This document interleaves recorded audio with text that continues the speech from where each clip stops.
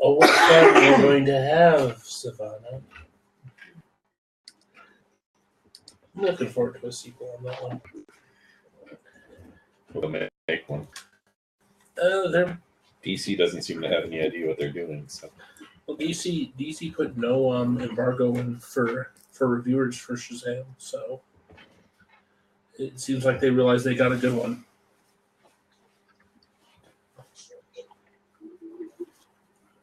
I'm like,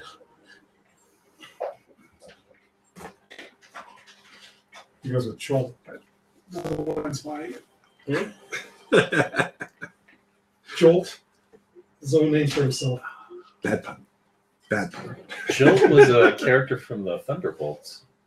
It's like it's 5 different electrical characters. so when it comes to superhero names, unless it's something that's like really, really, really in the public zeitgeist, you can assume that Marvel or DC has used it at some point. Usually 3 or 4 times. Yeah, usually 3 or 4 times each, due to the fact that they would go and they would put in like 1 or 2 panel characters for the names so they could copyright, so they could keep each other from having characters with that name.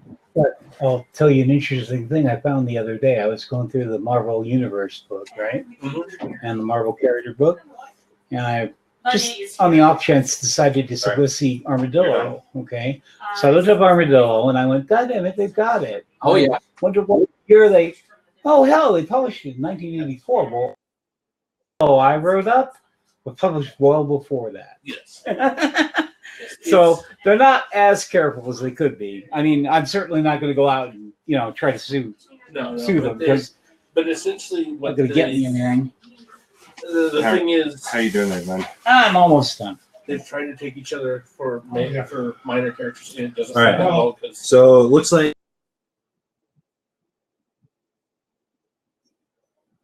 2 people, a little bit of expenditures.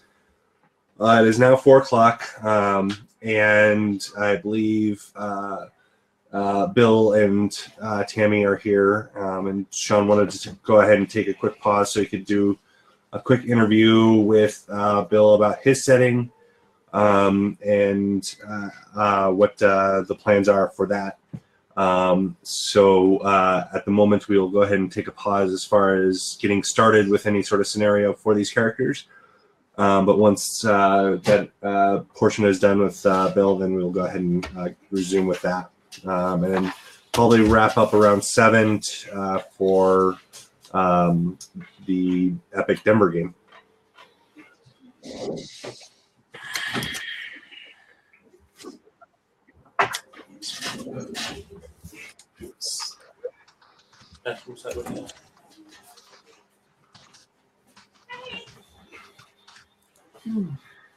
But yeah, it's amazing the amount of characters that DC and Marvel have tried to snatch up the names for.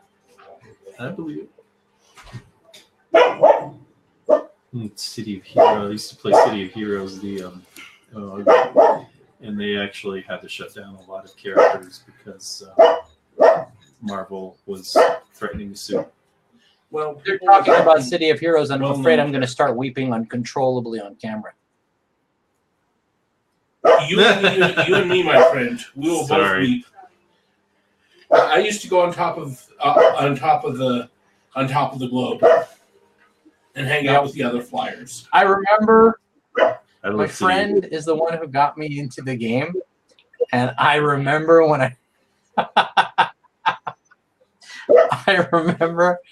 I got the first character who could, before you could fly, you could hover, right? Incredible, agonizingly slow flight speed. And I remember as soon as I got that power, I flew all around. What was the main city? The first city zone?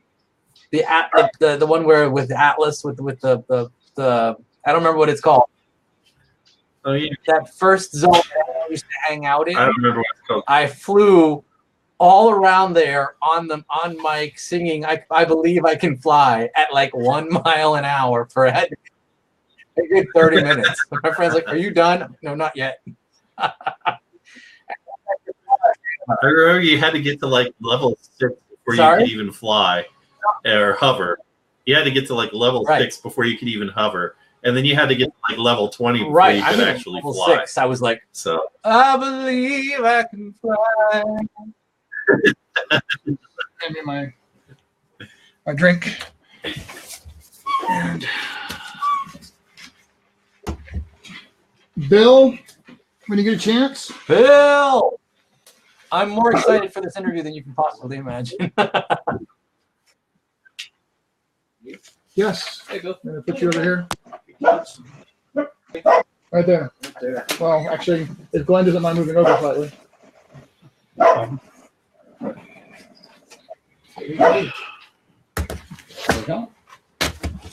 So, yeah, have you guys met?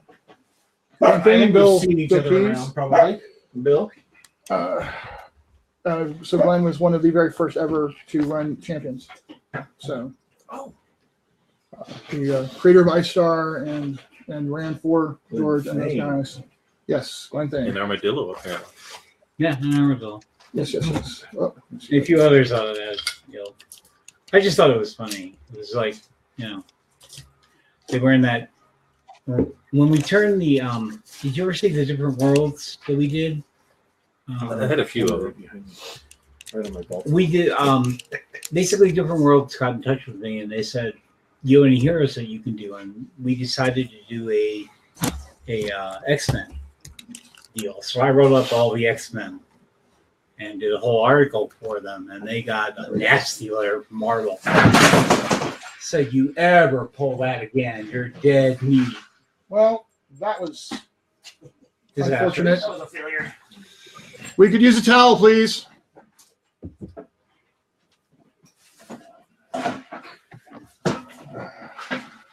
So, live TV, folks. Live TV. Exactly. I hate when you spill a vat of fresh blood. Wait a second. That's what I do. We'll need a bigger towel, please. Do you know how long it takes to collect that much blood? A long time. Long time. Jennifer's eating. Well, if we need to, if we can track that.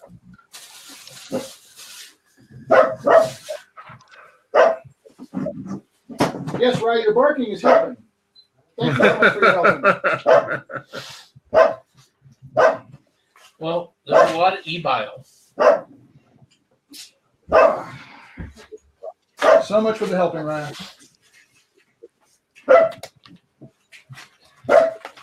So we invited Bill over for an interview, but instead we had him cleaning the floor.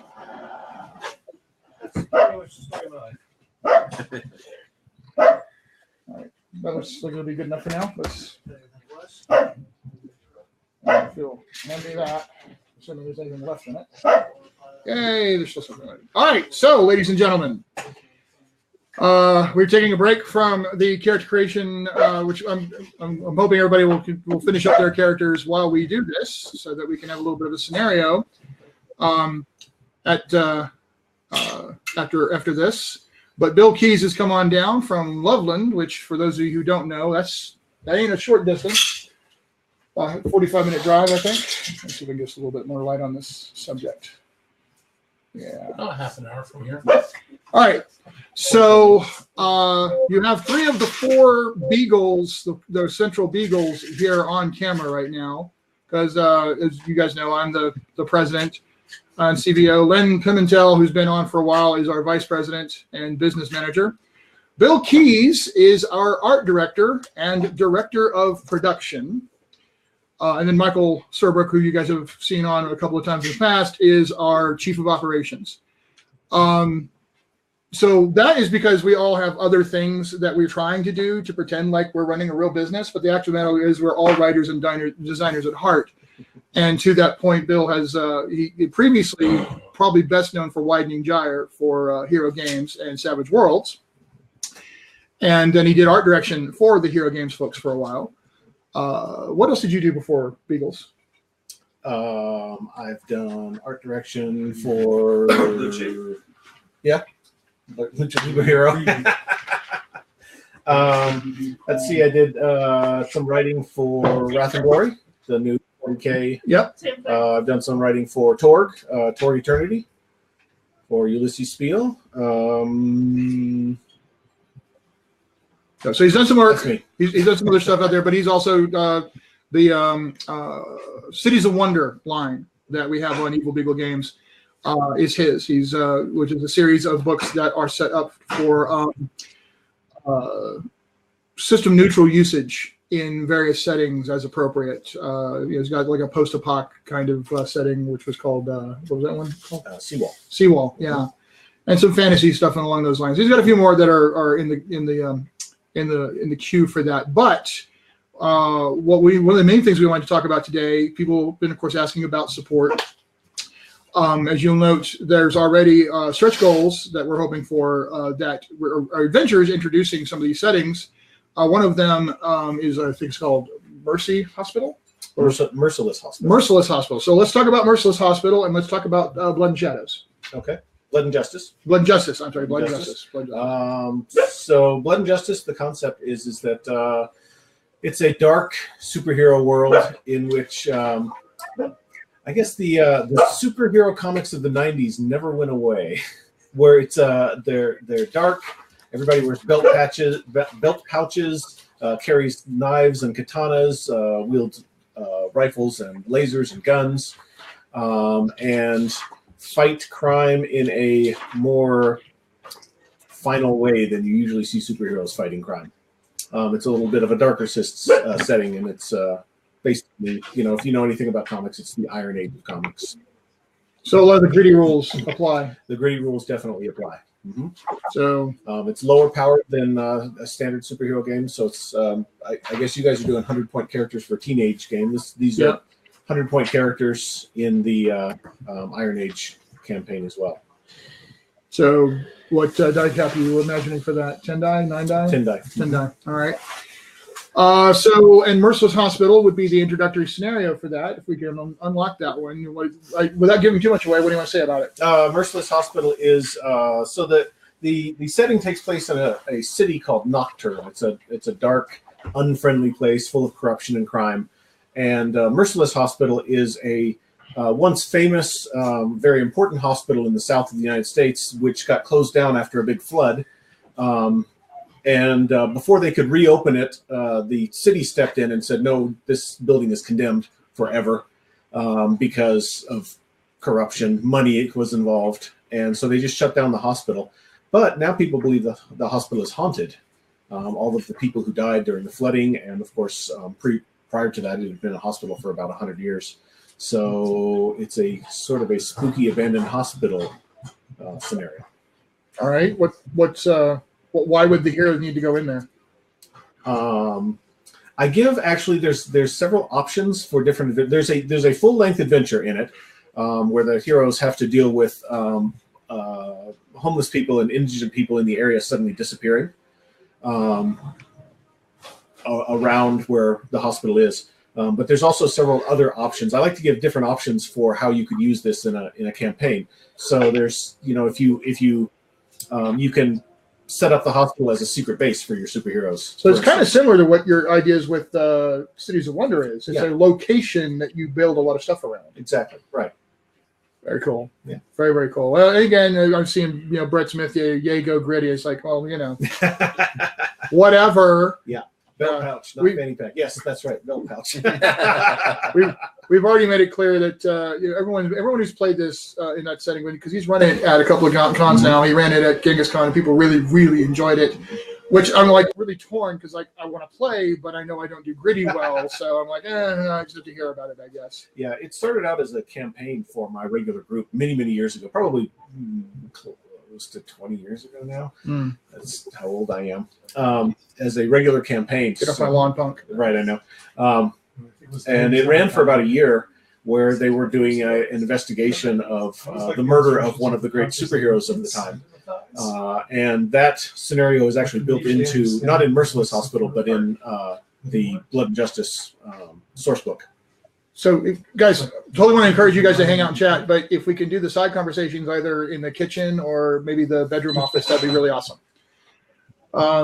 So you're doing the dark and gritty. However, people have seen the cover for Modern Gods, which actually I'm just going to grab the camera real quick to. If you look at the banner, as long as it focuses on the banner, right there, dead center is go ahead and point at Rumblebee in the middle there, Sammy. The middle character. Thank you. That's her. That's Rumblebee, which is by no means remotely a dark and gritty character.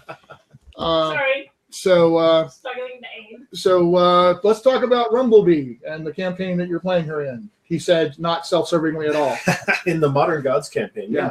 It's Rumblebee was formerly a luchadora who basically she was a bad guy originally, and she lost her mentor, her friend and mentor, in a some drug dealers basically locked him in a cage full of killer bees. And when she tried to rescue him, she got stung hundreds of times by these killer bees. But instead of dying, as you normally would, she gained superpowers.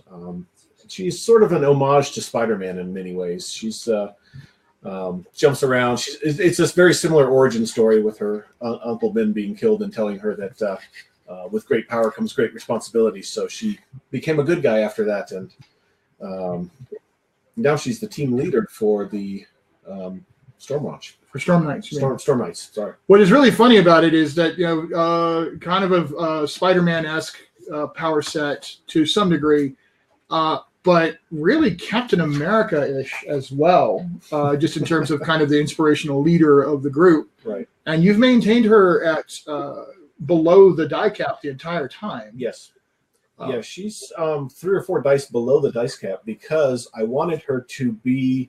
I always envisioned her as being the friendly neighborhood bee girl, as opposed to a very highly powerful. Our team consists of there's an angel, there's like an alien who's made entirely of rock. There's the demigoddess of technology, and she often feels like she's out of her league. I keep looking over there because that's the right. Well, then Titan, who's more or less Doctor Strange, but with psionics. Right, exactly. So it's a very powerful team, and I always wanted her to feel slightly outclassed and yet never outmatched. Exactly that.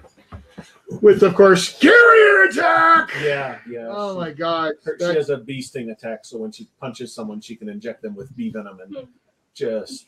Yeah, that has dropped some of his biggest. That threats. really has been horrifying. Where you've got an arch villain screaming for an EpiPen. It is kind of embarrassing, really. She actually carries EpiPens just in case because she's terrified she's going to trigger somebody's actual deadly allergic reaction, and she doesn't actually want to kill anybody with it. She's going to be able to drop it. No, she's a hero. She wants to. Nice. Here is me. This is Little V, my daughter. Hello. So if anybody has ever read any tales of Ebil, Bunneh, and Little V and him running games for her, this is the one. You've been playing D&D lately, haven't you? So you want to tell us about your latest adventure? What's your character's name? Yeah, what's your character's name? Tessa. Tessa? What is Tessa? She's a tabaxi. Yeah, a tabaxi. Tabaxi. They're cat people. Cat people? What class did you give her? Or do you have a class? What is she? She's a druid. You're a druid. She's a druid. Yeah. So you have all the druid powers of animals and life and stuff like that, right? Yeah, she can change into other different types of animals, right? And she knows some magic spells. And she's a good fighter with her spear. So you fight her with spear. I heard she's really fast too. Yeah, it's really cool getaway power, right? So I've been reading it. I've been reading about her adventures on his timeline. If you haven't, you need to be reading about her cool. Does she have a bow, or is that just the drawing? She does have a bow. She does have a bow, right? Okay. Yeah, yes, she does. She definitely has a bow. Do you use the bow much, or you just prefer to run up and hit him with the spear? I use the bow sometimes. She uses the bow sometimes. So she's an all-purpose kind of thing. So you about ready to maybe try some superheroes sometime? You want to try to play some Pals and Paragons with us? What kind of superhero would you want to make?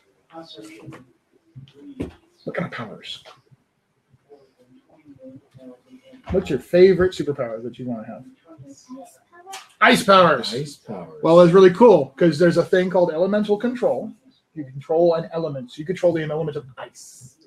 and it would let you do all the creative stuff with ice. You could do ice walls and ice blasts, freeze people. You could slide around on the ice You ramps. can make cool all kinds of cool. sculptures that look really awesome. Also, you could build things.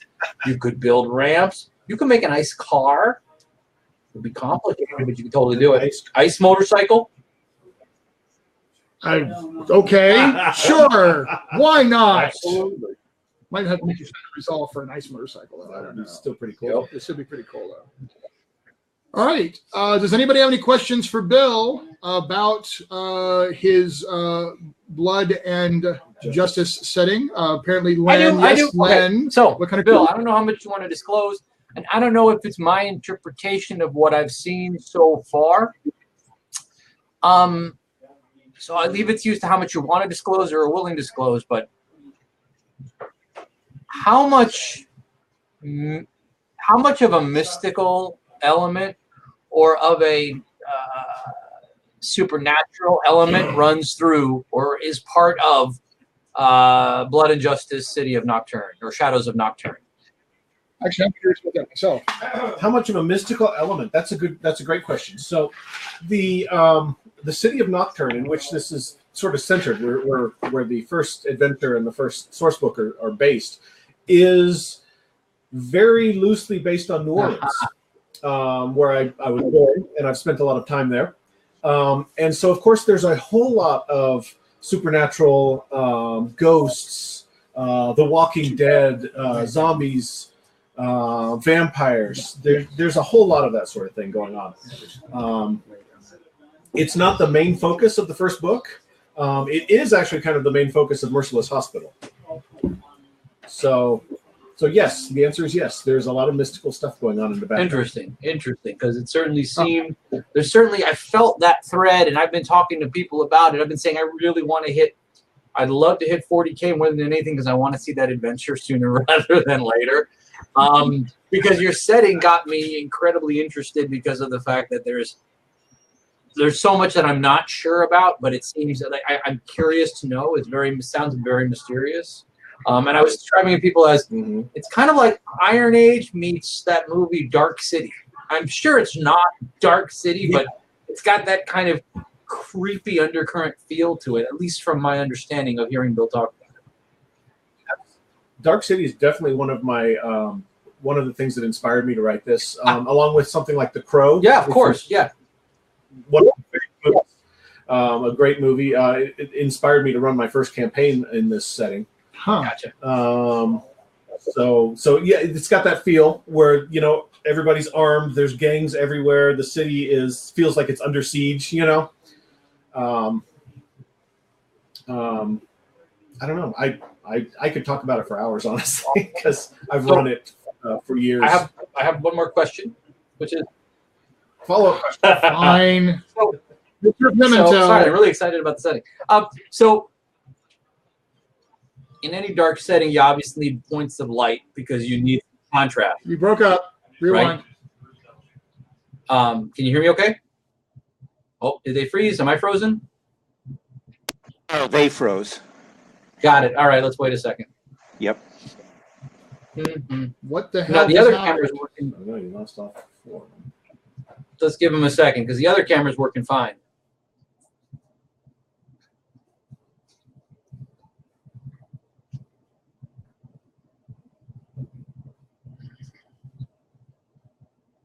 Let's all freeze and wait until they unfreeze. Let's.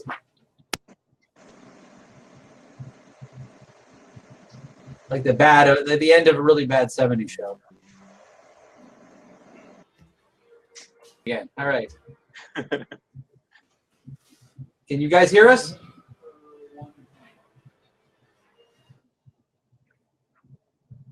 Look at that frozen look on Bill's face. Just utter disgust at the situation.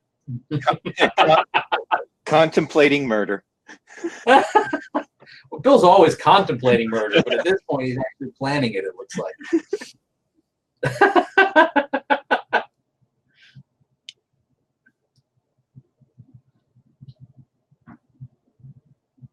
This might be the moment of greatest drama in the entire 24 hours.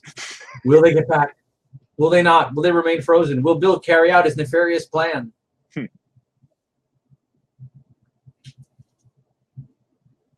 And it looks like everyone else. I could see Sean sort of fiddling, trying to make it work in the other video.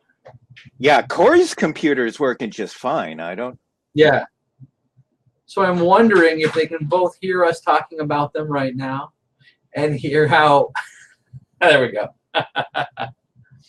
So let's see. Now they come back.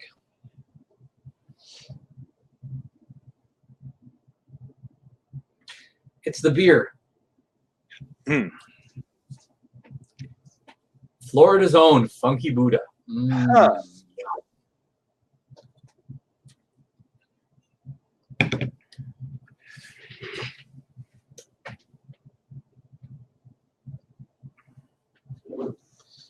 All right, let's see if they're back on. He's trying. It looks like he's trying to get back in there. Yeah. Okay, something happened that caused us to blurp out. We some sort of internet glitch. Sorry about that, guys. Seems like we're okay now. Can everybody hear us okay? Yes, we can. Can you hear us? Yeah. Yes. All right, sorry about that. Beautiful. No worries at all. So the question I had. So we never heard the follow-up. No worries. The question I had for Bill was this: in any campaign with a dark setting along those lines, you need some points of light just for breathers for the characters, but also you need some points of light to kind of distinguish. You need valleys to distinguish the mountains, and you need points of light to distinguish the darkness. So, Bill, have you built any of that into the game where, these little islands of reprieve in the sea of darkness? Is there any way or chance I'll ever actually want to be able to play this game? No, just never. Okay. In the darkness of dark, there's only darkness. Yeah, I do not consider this a grim dark setting where there's absolutely no hope. This is a world where just a few years ago, a team of superheroes came up and they brought light and hope and excitement to the world. Now, unfortunately, they were killed. Right? So that is not encouraging, Bill. But there's no reason that can't happen again. So we can come up and bring light and then be killed. That another set of superheroes can't step forth. And in fact, the one hero who is left from the original group was the one who basically held the city from collapsing completely into corruption and darkness. She was a point of light. She was a great hero that everybody loved. Everybody except the corrupt, the crime lords and the corrupt government and whatnot. But she was somebody who brought hope and light and excitement and just a feeling that things could be better. And when you step forth to take her role, you've got a choice as a hero. You can either, you can take it as dark as you want, honestly, but you can also take it in the other direction. You could make it into a new hope. You could bring light and light, excitement and goodness back into the world. You could stem the corruption and fight the tide of evil. That would be the character I'd play. Yeah. Obviously. I could see you throwing up in your mouth a little bit as you said that, but okay. Me? Nocturne, the animated series. Well, So wasn't Brad, I see you said something. Did you have any thoughts on my character while we wait? Dude, I have no opportunity to look at anybody's characters right now. You're just all I'm asking is build characters according to the rules and play them. That's all I can ask you to do. Please don't ask me to evaluate anybody's characters right now. Yeah. He was asking that of Ben anyway. Robin Laws said that Call of Cthulhu is the most heroic game there is. I don't know that I agree with him completely. I think it was Robin Laws. Well, but see, his opinion is... I can see that. Yeah, and his opinion is basically because it's not going to end well. I mean, it's not, it's going to end one of two ways, and neither of them has a lot of people flocking in that direction. But you do it anyway because hopefully you can have some impact, some positive. The heroes are heroic in Call of Cthulhu. I absolutely 100% cop to that. It's just miserable for me because the player agency ends pretty quickly in that game, and at that point it's just survival. And I don't play games to just survive because life is survival enough. Yeah. No, but I see what Robin Laws is saying, because if you know that there is no way that you are going to survive this, and yet you still continue fighting, I mean, that's heroic. That's something. Right. There's courage in that. It's not Yeah. something I'd want to play every day, but I definitely think it's something to, it's something to explore. It's not something to do every day, but it's something to explore. It's like that the Star Wars movie Rogue One. Rogue One. Yeah, Rogue One was definitely, they were heroes because they gave up everything for the rebellion. Mm-hmm. Which was a really, really, really, let's not get into it too much, but a really poor adaptation of the old World War II movie that was fantastic. Big Red One. Yeah. Thank you. It's a not very successful attempt to copy that movie, but nevertheless, I like Rogue One a lot. Yeah. So you're wrong. we could talk offline about how wrong you are. So No, I'm saying to the world how wrong you are. All right. So I'll link you to a video. How many people here like Rogue One? Oh, let's be clear. I liked You're it. so, I liked it. It's not a good movie. then why are you saying it's poor? Huh? Why are you saying it was poor? I liked it, but it doesn't make it a good movie. There's a difference. What? no, that's fair. That's fair. He's one of those There's people. lots of movies that aren't awesome movies that I like a lot, but it doesn't make them necessarily great movies. You know what? I love some terrible movies. I like the. I just showed my daughter Dungeons Dragons: Wrath of the Dragon God. Oh! And it is such a terrible movie, and yet I love it. I understand that completely. While you're watching this movie, you can almost hear the dice rattling across the table. I mean, it's like, oh my god, he just rolled a crit. You're watching the movie. It's so much fun. I liked Rogue One, but that's only because they switched out George for another George. Guns of Navarone. George R. R. Martin. Everybody dies at the end. Guns of Navarone. That was the movie I was thinking of. I think Guns of Navarone, yeah. that was the movie. Yeah, that's a fantastic movie. I love Force 10 from Navarone too. Huh? I loved Force 10 from Navarone too. Force 10 from Navarone, it was the one that had two of the original actors, the British guys from the original Guns of Navarone, leading Harrison Ford and a bunch of Americans. Yep. They knew on a mission involving a bunch of dams, and that's one of the movies. That was a movie that, frankly, was a lot better than it deserved to be, just because there was a lot of potential for cheese there. But I really liked it. I loved especially the terrible little man in his suitcase full of fun. So that was. It's been a long time since I've seen that movie. So, but anyway. So you guys tuned in for an interview with Bill Keys, but what we turned it into is Bill and Len and Sean and others, talking about movies.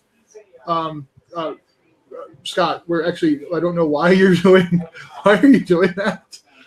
I actually am using them as separate sectors on the table. I wasn't actually putting them together. He's playing with things. He's playing with things. He's playing with my toys. How dare you touch my toys? Touch other man's toys. That's just not done. That's how I get my collection of enemies. Oh, okay. Where Eagles Dare is my favorite RPG scenario.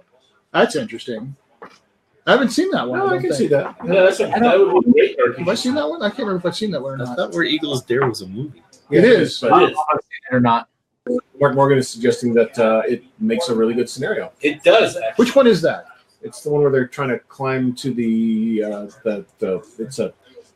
World War II where they're trying to climb to the top of this mountain to destroy Hitler's mountaintop stronghold. Ah, okay. That's not the one that there was basically a bunch of criminals and what have you that they No, that's the Dirty Dozen. That's the there's a Dirty Dozen, but there was another one where they were not all. It was not the Dirty Dozen. It was another one where they were having to do a climb thing and okay, never mind. All right, but yeah, Kelly's Heroes. Yeah, Kelly's Heroes. no, it was an older one, and there was one point where the one guy just remember there's one guy where the one guy just turns around while they're climbing up and he a grenade that was going to go off and kill her, but he grabs it and jumps off, and he was like the nastiest one in the group. He was like the most selfish, nastiest one in the group. But by the time they got to that point, even he was committed to the mission enough that he killed himself. saving everybody else. Yeah, I don't know. So It's been ages since I've seen it. Watch Sean try to remember yet another World War II movie. That's another. Marcus saying bingo, so I think you got it right.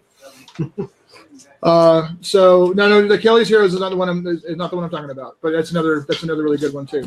But anyway, we got way off the path here. Is there anything else that you would like to share about the setting before we wrap this up? Boy, I could talk for hours about it, honestly. What's your favorite thing about it? My favorite thing about it? Oh man. Yeah. I think honestly the adventure that's going to be in the main source book. It's like fairly long and detailed, multiple part adventure where you get to go through the entire city, learning some of the history of the city and the superheroes who have made the city their home in the past and villains who've made the city their home in the past. And you're trying to solve a murder. And it ties with all sorts of terrible things that have happened, which love that it annoys Sean. Yes. But it ties the whole setting to your heroes and gives them a reason to go out and be heroes and try to make the city a stronger, better place. This begs a question, though. It's a superhero game. Mm-hmm. People are going to be able to build their characters. Yeah. Do you put any restrictions on available powers if you're going to run where it's a murder mystery? Mm-hmm. There's a lot of superpowers that can just absolutely roughshod over a murder mystery. There are certain powers that just don't work in this type of Iron Age setting. And I have a short section at the beginning of the book that just sort of talks about how you probably shouldn't have people who can, warp through time and things like that. So yeah, there's that I do try to take that into account. Now, of course, no adventure survives contact with the players, obviously, because somebody is going to come up with, they're going to be like, you know what, I think I can do this, and then they'll just short circuit the entire adventure, and that's fine. Because you have telepathy, you have psychometry. Yeah. There's a few others I could see that it would be real murder mystery defeating powers. But on the other hand, it is. I don't want to give too much away, but it is a deep enough mystery that even if you use like psychometry on the dead body, that's not going to give you the full answer of everything that's going on because there's so much going on. Cool. No, and there it is. And there you go. That's exactly the answer I was hoping to hear. So because I don't even try running mysteries. I'm not a good mystery person anyway. That's just not my style of GMing. I don't do puzzles that well. So and trying to do some superhero game would be like 10 times the fool's errand for me because it's going to come down to who uses what power first to instantly tunnel their way through the scenario. And I've run this game in different scenarios based off of the main adventure at con games, and every once in a while somebody will be just like, I'm going to do this one thing, and I'm like, oh god, don't do that because that's just going to this is supposed to be a 4-hour game. You're going to short circuit. We're going to be done in an hour and a half. And you just run with it as a game master. You just run with it, but it's entirely possible. Like I said, no early dinner break, everybody. Early dinner break. Yeah, exactly. No adventure survives contact with the PCs. So it sounds like this is your Masks of Nyarlathotep. Yeah. Yeah. Okay. I think that's my favorite part of the setting. Very, very cool. Anybody else have any questions for Bill about the setting or about any of his other work? No one? Yeah. So one other thing I'm going to say is that even though this first source book, if we hit, what is it, 40K? 40K however much. 40K for Merciless Hospital. But when and if this thing gets published, I foresee this thing takes place in a single city, in the city of Nocturne, but I foresee the entire world there's adventure everywhere. You can go any place. There's going to be stuff happening in the west. There's going to be stuff happening in the east. There's going to be stuff happening north and south in every direction in Chicago and Denver and New York and LA. You could go anywhere. I actually got a question for you. So we've been talking about the omniverse concept, and I've been wondering if you've been giving a thought to how your setting would interact in a cosm where multiple dimensional, the possibility of characters from other dimensions coming into that world, or characters from that world going into other worlds. How do you see that? I haven't really given it much thought, just because this is It's so different from some of the other worlds that we're looking at. You know, it's if characters from Modern Gods show up here, they're going to freak out. You know, they're going to be like, "Oh my God, everything is so bleak. Why is the government so corrupt? Why are superheroes wearing, you know, body armor and carrying katanas?" Just like if they showed up in our world. Sorry. Yeah. Right. You know, it's something that we're going to have to talk about, I think, at some point. But I haven't sat down and given it a whole lot. It's definitely because, like, to me, there's something interesting about that idea, right? There's something interesting about the idea of something happening that would cause characters from, say, Nocturne to find themselves suddenly in Pinnacle City, and you know what kind of interactions would happen there. I'm trying to imagine some of the characters have been played in some of the 1 hour demos. I can see Dark Wolf going, "Oh, hey, more of my kind of people." Yeah. You know, where Alabama Slammer and Citizen Soldier, excuse me, put those guns away, please. Okay, so imagine this. Have you seen the second season of Daredevil, Netflix Daredevil?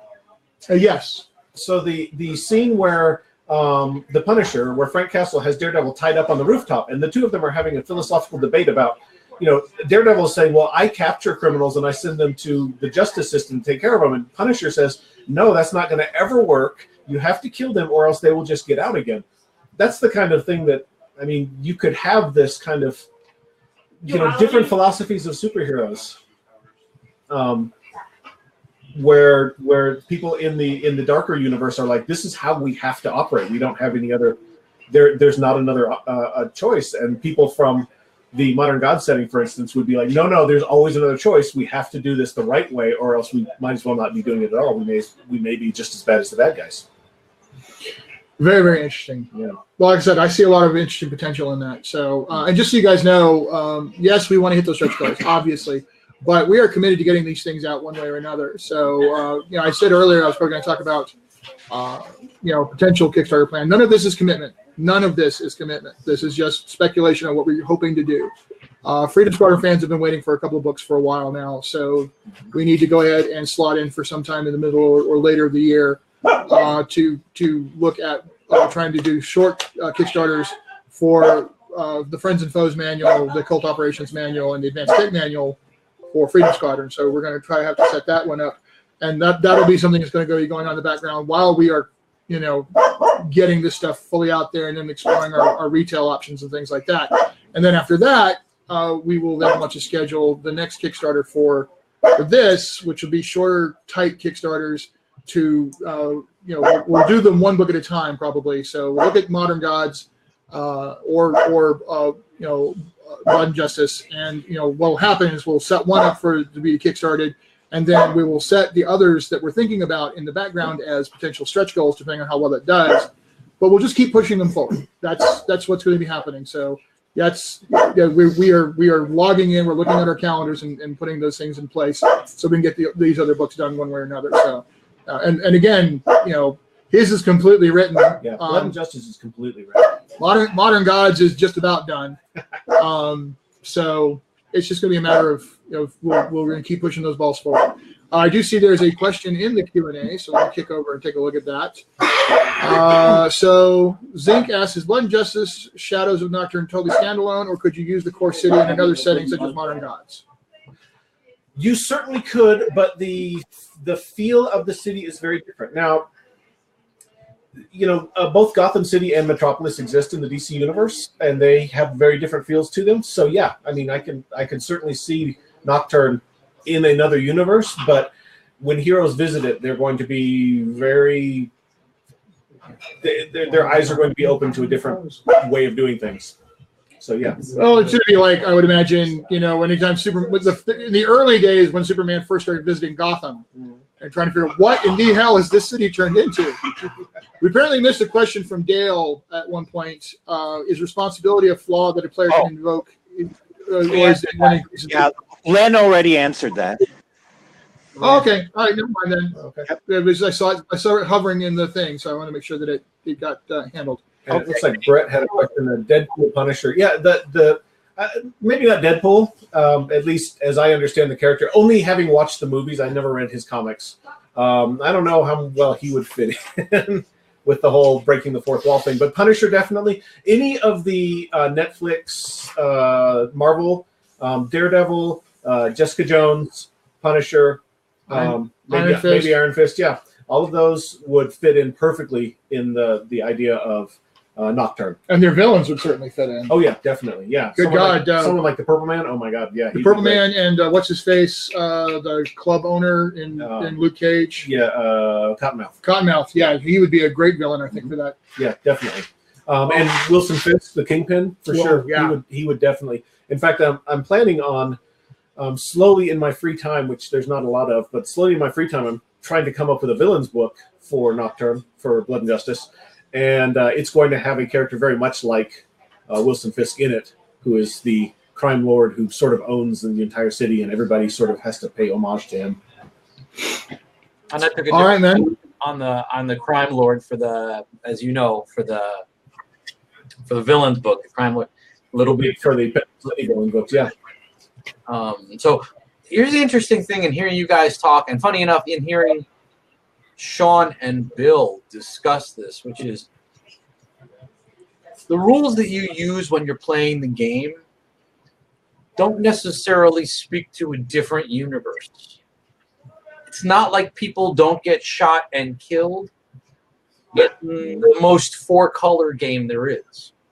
Terrible things happen in the world in the most 4-color comic book game there is. They just don't tend to happen on screen where the heroes are.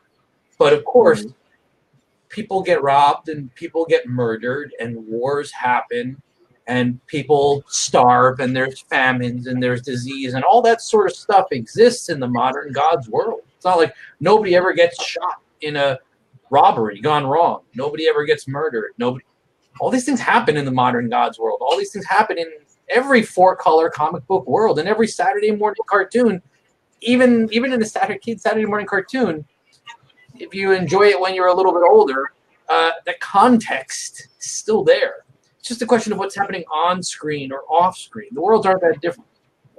And I was going to say. Well, go ahead. I think the rules that you use when you play the game speaks more about what you're focusing on in your game. Speaks more about the kind of stories that you're interested in telling than it necessarily speaks to the laws of physics or the laws of mortality in your particular universe. Now, you gotta make a decision if you bring characters from one place to another, you know. And interestingly, maybe you don't. Maybe 4-color characters are powerful or competent or whatever you want to call it enough that they don't have to worry about accidentally killing people. But characters from the slightly more realistic modern God's world, maybe they're just not quite at that level of competence, and maybe mortality is a real threat, and accidentally killing people they're attacking is a reality for them. Because it's clear that the folks from Jessica Jones and Daredevil and the folks from Captain America and the Avengers are living in the same world. They've made that perfectly clear, and yet, man, it sometimes doesn't seem like they're in the same world, and it's clearly a difference in their competence or power level or whatever you want to call it. You can bring that into your game. It doesn't need to be entirely different universes where the laws of physics work differently. The Marvel Cinematic Universe, so Modern Gods is a little closer to the Marvel Cinematic Universe than it is to traditional 4-color. It kind of is intended to be a meld of late 4-color, right? Bronze Age. Bronze Age mixed with Marvel Cinematic Universe. And in MCU, death happens as is dramatically appropriate, or death happens because of a specific intent by a specific character to cause a death. Whereas, like in a truly full-on gritty, dark game, death happens as a consequence of violence just happening around. Whereas one character specifically intending to kill another character versus, well, bullets are flying and somebody gets accidentally hit and wow, they took enough damage to die.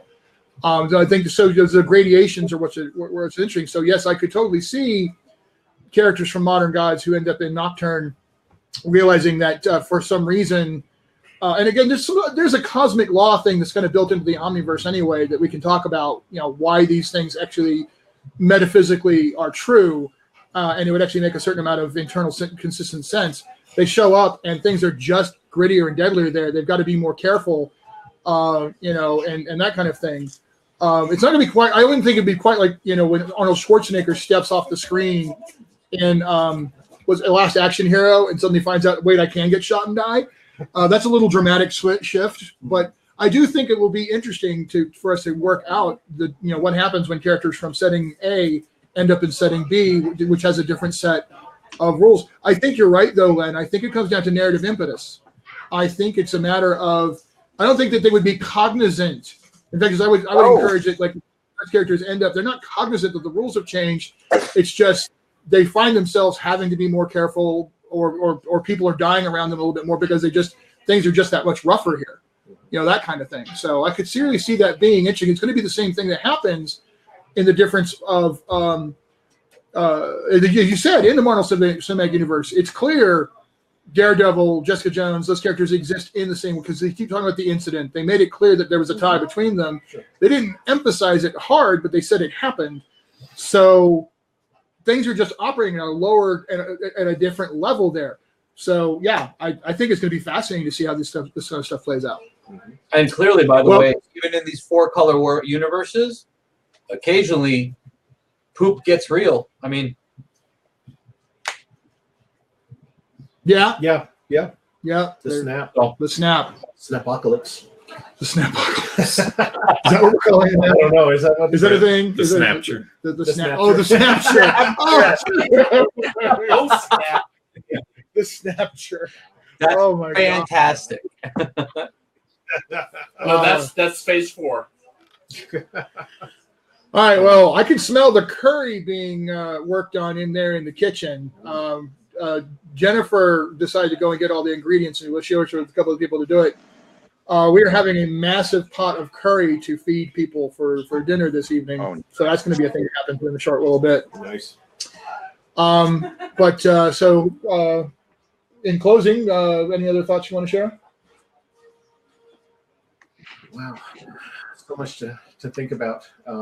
So is there any other settings that you're thinking about? Are you really focused on Nocturne, or do you have some other stuff in the background you want to work on? I do have some other ideas that I'm considering, and I know that Len has been talking about doing a super-powered fantasy game, and I really want to talk about something along those lines with him to see if because I ran quite a while ago using Champions. I ran essentially it was a superhero. Everybody was superhero powered. Everybody had powers, but it was in a fantasy universe. Like, for instance, one of them was one of the characters was the daughter of the king of the Ifrit. So she had all these fire powers. She was basically like a powerful demon. There was another guy who had a very powerful magic sword that gave him all this. He could leap in the air 50 feet in the air and cause earthquakes when he struck his sword against the ground and that sort of thing. So they were superheroes, but it was a completely fantasy universe where everybody was wearing chainmail and carrying swords, and it was a medieval setting. So, Bill, it's called Siege of the Sky Realms, and you clearly didn't read the corporate memo. We're not supposed to talk about that. Yeah, we're not supposed to talk about Siege of the Sky Realms. We are officially prohibited from speaking of the Siege of the Sky Realms, a superhero fantasy setting that that Len has been talking about for some time, that we're not supposed to speak of at all or mention to anyone publicly live to the entire world on a recording that will be shown later to anyone who wants to watch it. Exactly. So I won't show up again. Bring up what again? I won't bring it up again. Siege of the Sky Realms? Siege of the Sky Realms. I won't bring up Siege of the Sky Realms again. So yeah, stop talking about Siege of the Sky Realms, Bill. Are we allowed to talk about Siege of the Sky Realms? The first rule of Siege of the Sky Realms is you don't talk about Siege of the Sky Realms, a superhero fantasy setting that Len's been talking about doing for some time now. I think the anime You got the Yeah, thing. We're not allowed to talk. Stop talking about Siege of the Sky Realms, Scott. So since we're not talking about Siege of the Sky Realms right now, Yeah. I'm going to bring up another idea. Okay. That I had another superhero campaign that I ran several years ago, using, of course, Champions, because that was always my first love. But it was called The Elements, and essentially it was a concept in which about a generation ago, suddenly a team of 6 superheroes showed up in the world. They were all extremely powerful. They were all basically Superman or Captain Marvel, Shazam, Captain Marvel level superheroes. They came out of nowhere. Nobody knew where they came from, what their purpose was, or anything like that. And the whole world changed. And then they disappeared again. But a few years after that, new superheroes started to show up. Not nearly as powerful, much lower powered, but something happened when this original group called the Whitehearts showed up in the planet, and everything just changed. It went from a normal, just like the world outside your door universe to a universe with superheroes in it. Yeah, the awakening of powers concept. Yeah. So since we are talking about, since we're not talking about as yet undiscussed or barely discussed, or actually quite frequently discussed settings, quite to be honest, I have mentioned a few times Unending War, which is another setting that I've done that people really, really enjoy. Sammy just perked up. Unending War is very intentionally a parallel universe to Modern Gods. There's been a lot of crossover. If you could say Modern Gods was like the Justice League world, Unending War would be the Justice Society of America world. Or the Freedom Fighters. Or the Freedom Fighters world, exactly. So in the Unending War setting, it's 1948. I absolutely adore that game. So says Mistress Miracle.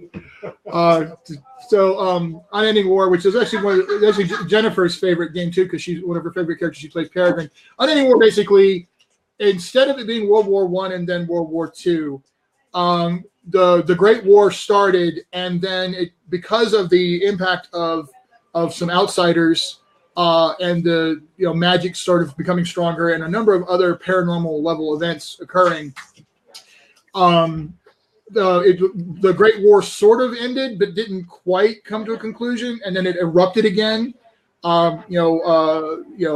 Germany recovered much faster from what happened at the armistice, because they were suddenly granted all of these weapons and special technologies by outsiders who wanted to keep their war engine going.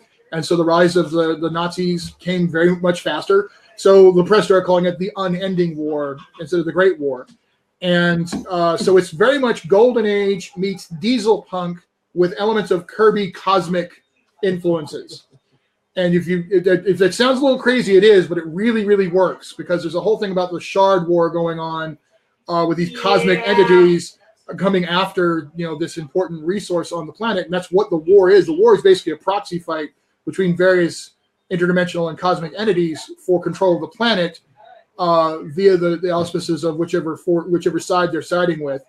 And so you have the Justice Battalion, which is actually doing the home front superhero stuff, and the Valor Brigade overseas trying to defend Europe, which is falling apart because Germany's actually, and the Axis powers are doing really, really well in Europe, whereas Japan has embraced alchemy and sorcery and all kinds of stuff, and is just running As we very recently learned. and running roughshod over the East. So there's a lot of history embedded in this, but the diesel punk aesthetic is something I really, really love. The idea of walking mecha tanks, and war wheels. Basically, a lot of the stuff from Captain America, First Avenger.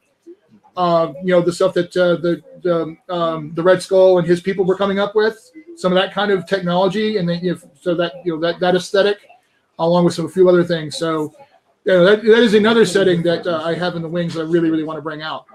And again, what's really interesting is because there's been a lot of crossover already between those two worlds. Mistress Miracle, for example, who is effectively Zatanna / Doctor Strange of that universe, has crossed over and participated in numerous other adventures in other settings.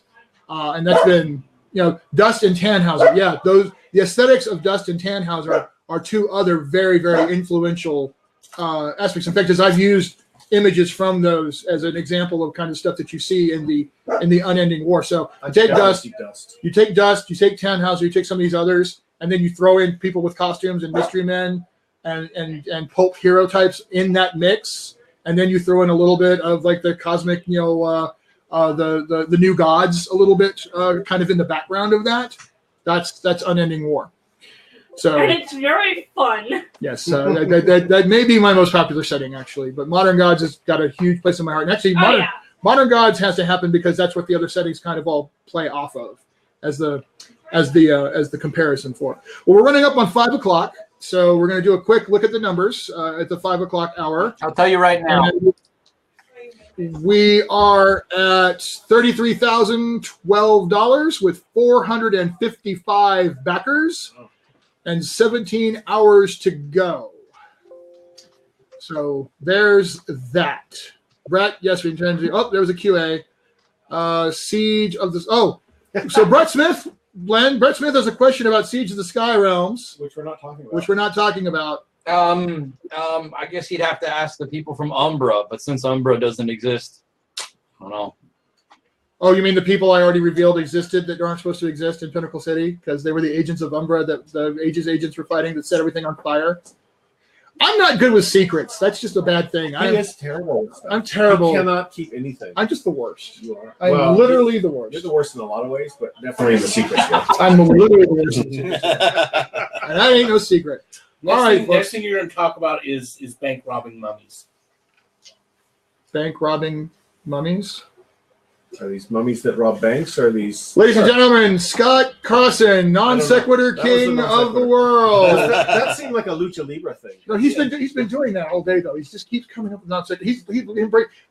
Donovan and his puns and him and his non sequiturs. I'm going to lose my damn mind. All right, guys. See, I could definitely do a lucha libre adventure around mummies that are robbing banks. Yeah, oh, absolutely, absolutely. Oh, which I should also point out. Robert Dorff right now.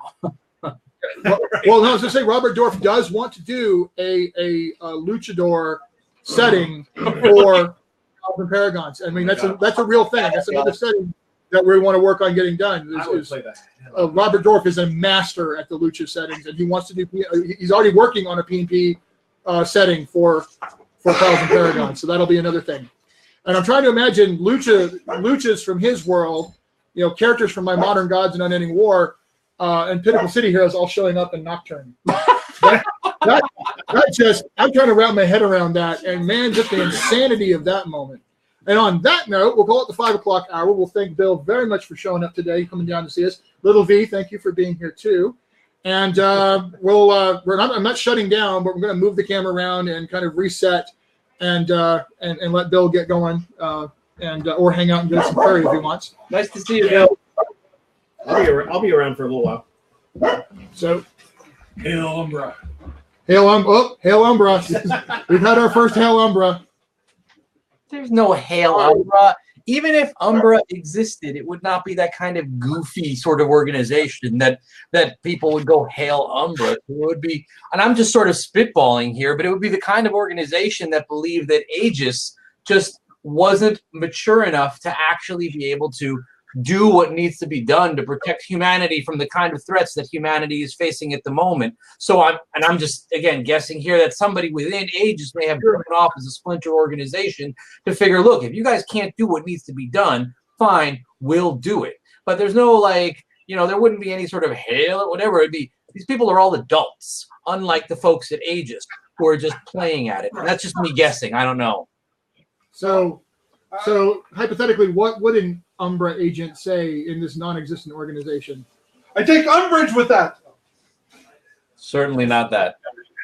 Just keep walking. Get out. Don't even turn around.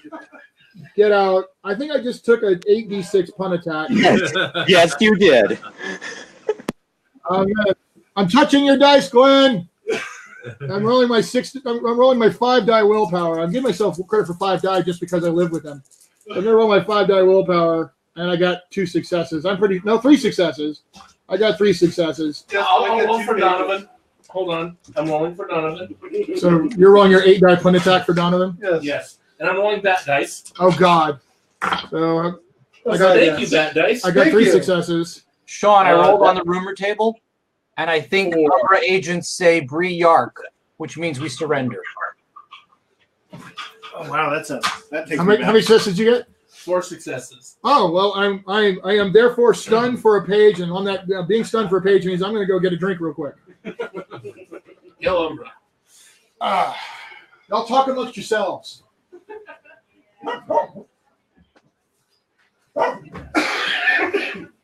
Umbra, dude, how do we get out of this organization? Now that Sean's gone. We've taken over. We have now taken over. Good. I'm glad you showed up there. When Sean vanished, I thought I was going blind. Get it? Of course. Get it? Because blind. Get it? Hello? Hello? Is this thing on? Is this thing on? Hello? Yeah.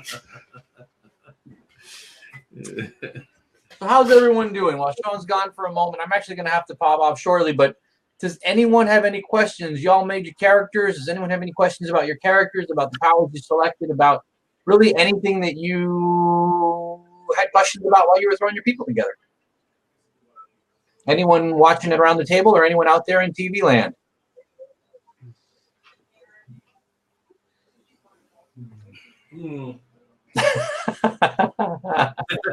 I don't have any questions, just puns. Sorry. I can just non sequitur talking about stuff that hasn't happened yet. What happens when you live outside of time? Yeah.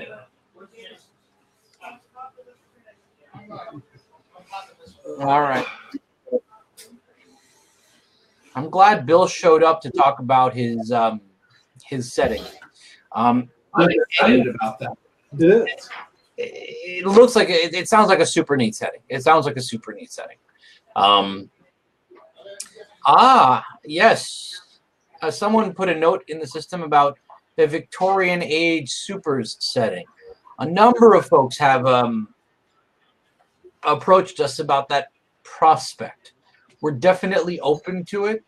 The one thing I would want to be cautious about is, I think, all kidding aside, if we do end up going forward with a sort of medieval super setting, inevitably the medieval super setting ends up being not really medieval, but kind of Renaissance-y. And the sort of feel can almost get kind of close to steampunk. And so we would hate to have two settings that are so close that they start competing with one another. You know, that was TSR's big kind of blunder of having settings that were fighting with one another all the time. And we'd want to be kind of careful about that. So while we're interested in that sort of concept, I think we want to feel out if we're going to go ahead and go forward with a sort of fantasy supers concept, kind of want to see conceptually where that ends up falling, where the sort of trade dress of it, not to get too businessy, but where the sort of trade dress of it, the look and the feel of it, where that ends up. And if it ends up in a place that's so close to steampunk that those two may overlap, that those two Venn diagram, the circles in the Venn diagram may overlap too much, we might hold off on it. What we might end up doing is actually putting in steampunk supers concepts, bringing those into what turns out to be not really medieval fantasy, but more like somewhere Renaissance supers. This is kind of what it turns out anyway. Anyway, so we got to feel it around a little bit, you know, see what it looks like after working on it for a bit first. Can I just jump in for a second? Yeah, please. Big punk person. That's clock punk. That's kind of its own thing. I mean, a lot of RPGs have just done. They do D&D and they go, okay, our steampunk thing is just Renaissance. Yes and no, and kind of. Steampunk is a kind of a different feel. It's got a whole different dynamic in a lot of ways running. It's a lot closer to pulp than it is fantasy. That's because you've got correct. That's absolutely. Although supers, when you run supers fantasy, it tends to be closer to pulp than to actual fantasy. And it tends to, look at the source material.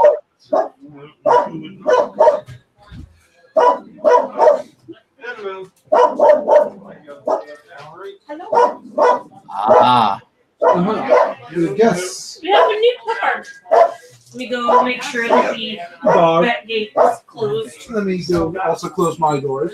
Hello.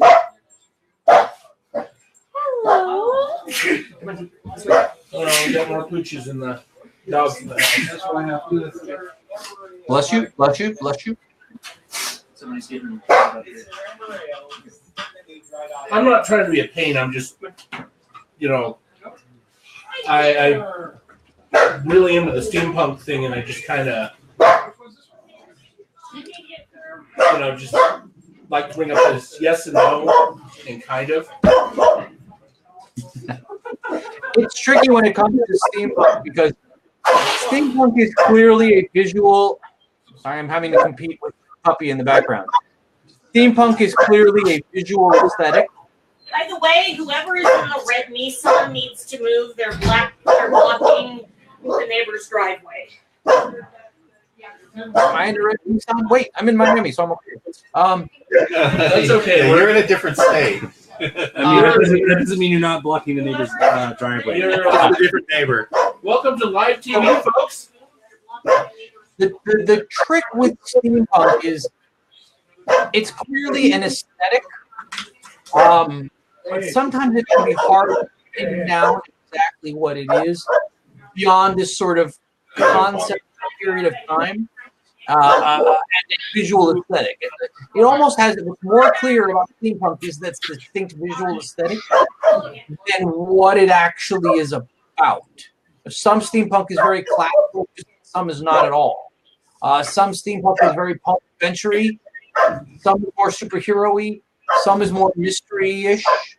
So I think you can nail immediately.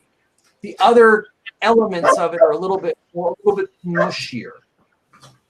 Oh no, I fully agree with you. I think we're on the same wavelength on this one in a lot of ways. And the fact that we've got a dog barking and people moving cars and all sorts of other crazy stuff.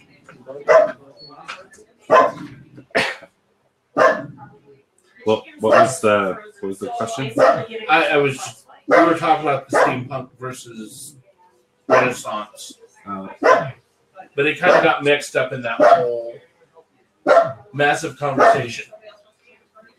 Someone had posed a question about steampunk supers, and about, I mentioned that a couple of people had approached us, and we think we are interested, but we're still waiting to feel out all jokes aside, we're still waiting to feel out the fantasy super and what that's going to look and feel like. And because fantasy supers tend to not really be Dark Ages or especially medieval, fantasy supers tends to, you get this sort of JRPG feel in there, and everything technologically ends up, even D&D has, evolved in this direction where it started very sort of Dark Ages medieval. Gygax D&D was like that. But D&D of today has a very sort of soft Renaissance feel. Everything short of gunpowder, really. So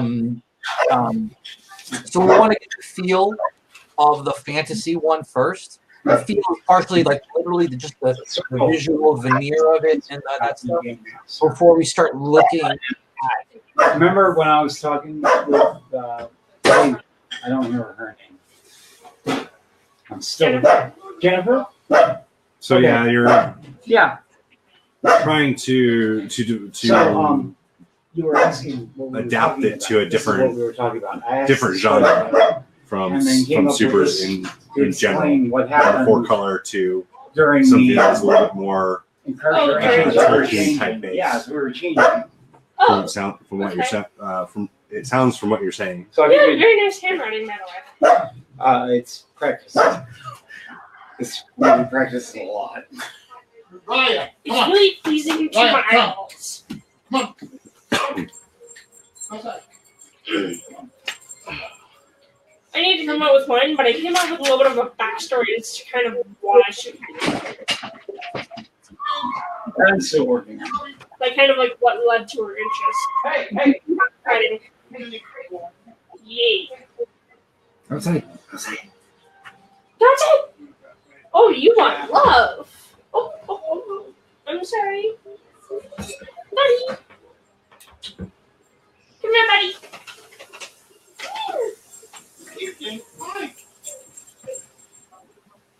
So that curry smells delicious. Why are you being so silly? Getting over this cold, so smell's still not bad. I'm sure.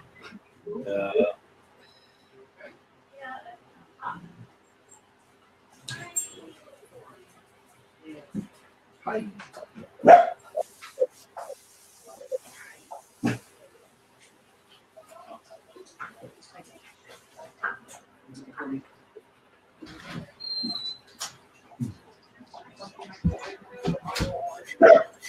So what's the plan there, brother? As soon as everybody's ready, we can go ahead and get started. So okay. We'll start collecting people up. Unfortunately, Steve just got here. I don't know if we're gonna have time to pull a character together for him. So we need to do a pre-gen of some kind. Huh? I can be here for a while. I can do a pre-gen. I can sit off to the side and. So what we did earlier is a bunch of people showed up over different time. Cory very kindly, just as a recap for those who haven't, who just tuned in, Ed DeLillo was supposed to do his play to the camera so that you see, but I'm talking to you.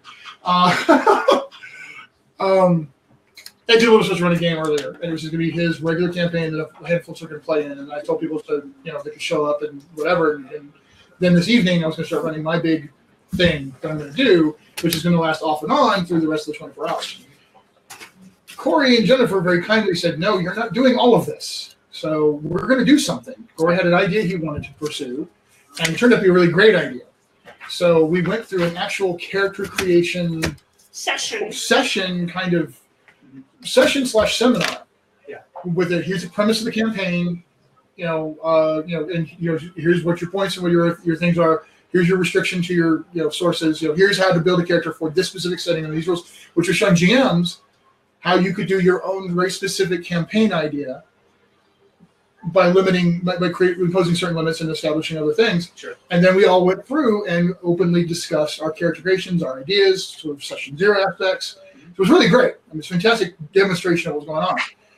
But the idea was, we went all the trouble to build the characters. Now we'd like to do a little scenario of some kind.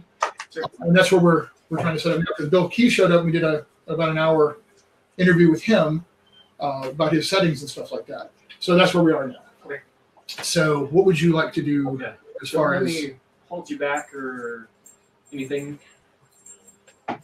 So I could do a pre-gen. I could sit, like I said, I can sit up to the side and. Honestly, with the number of individuals we have, I feel like if you want it's to, gonna be craft. I didn't do any pre-generated characters for this, so I can find one that'll be of the appropriate power level on my computer if you want to. Go. Am I gonna have to move? We'll make it work. Don't worry about it. Some people may have to go grab camp chairs and play from the kitchen or whatever, but we'll make it work. I've got an extra little table in the car if we need more table space. All right, Len, please dance for the nice people while I go searching in my files for the appropriate character. I wouldn't mind doing some character. So that was Pepper, my small dog. That's what you. The thing is, we need to squeeze in the game before 7, because then more people are going to start showing up around then for the game I'm going to run.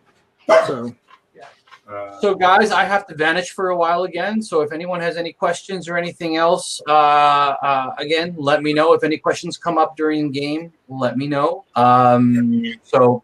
There will be. We would need to get to a lot more than where we are now for me to twerk. Thank you very much. So, anyway, but I'll be back a little bit later. So you guys have fun. Thanks for everyone who's watching and paying attention, for everyone who's playing, for everyone who's supporting as always. Thank you, thank you, thank you. I don't have anyone whispering in my ear, so I don't know. I feel kind of left out now. So I guess on that note, I'll go. So anyway, take care, guys. I will talk to you later. Bye, Len. Cheers, Len. Cheers, Len. Thanks for bailing when I need you to entertain the people while I'm digging around looking for characters. So hang on. I'm not looking at any of you. I'm looking at a file folder because I don't have my 2 monitor set up here. But let me look.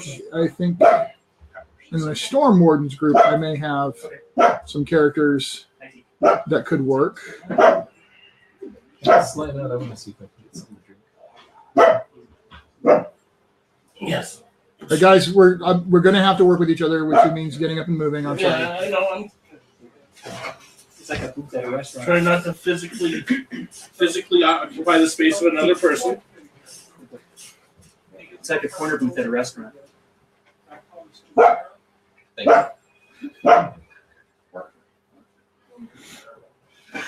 So I've run a number of other campaigns. So what I'm doing is I'm looking through the files I have of different characters that have been created in the past. And what I'm looking for is somebody who has at least is in the right power level. As a soldier and knock him down to 100 points. Well, I was actually looking for characters already made at the appropriate level. And I have them.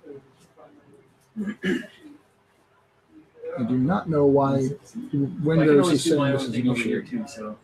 Do what? I can always do my own thing over here off to the side too while you guys are running. Whatever's least disruptive. Well, I want to honor the fact that you made the trip to be here. I'll be here for a while. So.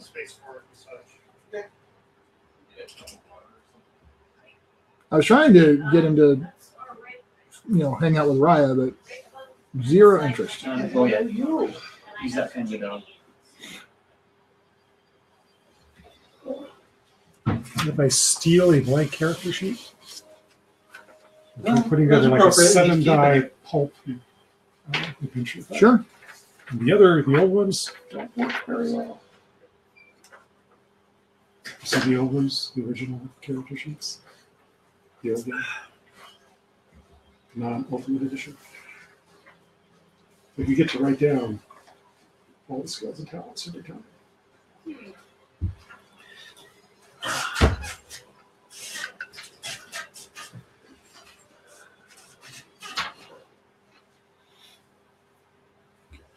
Well, I have a character that will work. Okay.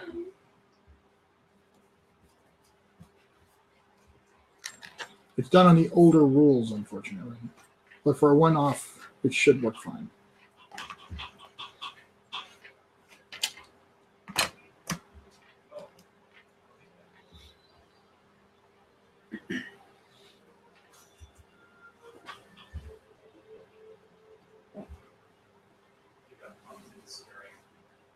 Okay, I'm out.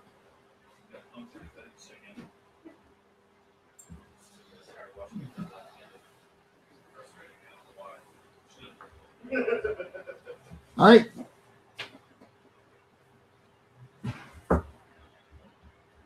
Ah, crap.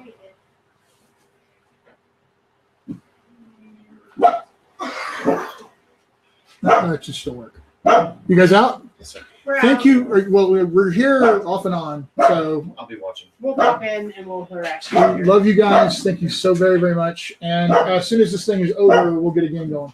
Yes, Well, please. we're going to be playing on the 20th at 8 a.m. Cheyenne. Oh, yes, but you wanted me to come on a game for you and your group. Yes, please. So we need to do that too. Yes. And matter of fact, Glenn may want to join us for that as well. So, because Glenn's been wanting to get into a game and start playing as well. So It's not 11. you know I can run a big group. You know I can run a big group. It's not even a problem. Congratulations. Bye.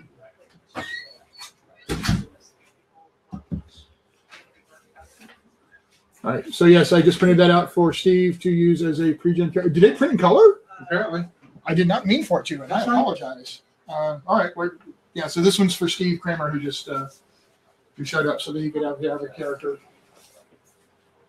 So this was actually a character done in the older rules. So just gonna sit this here in this corner for a second. All right.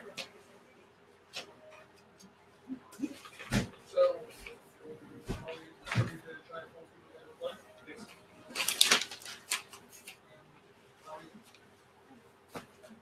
We found a character for you.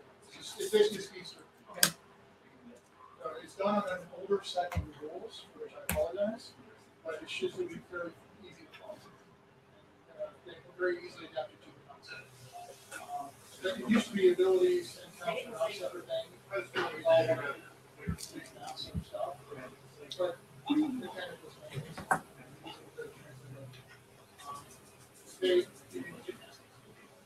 They block.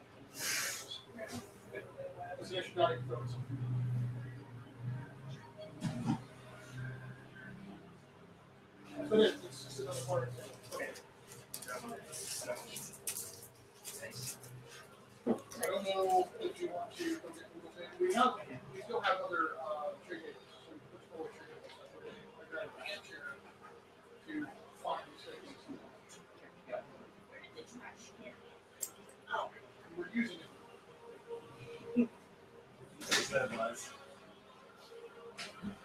Oh. TK.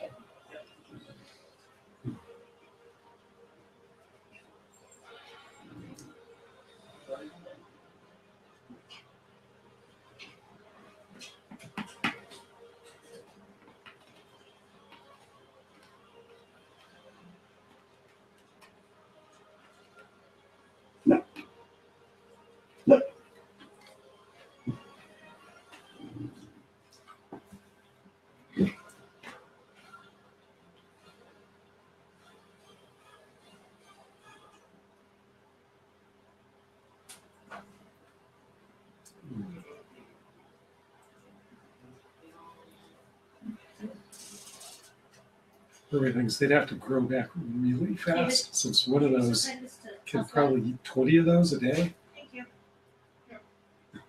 How's work going? Okay. It's going. Nice and slow part on a Sunday.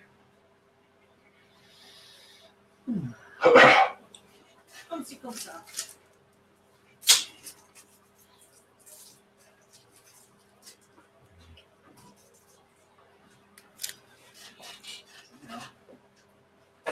Sorry. Oh, sorry. It's got a nice spot.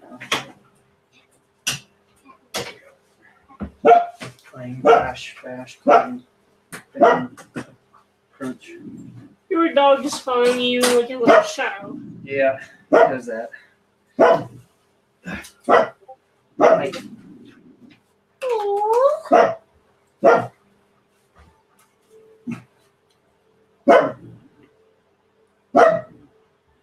Buddy, you're buddy.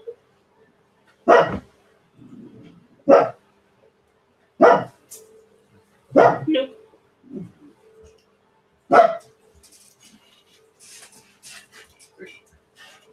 actually, it's music.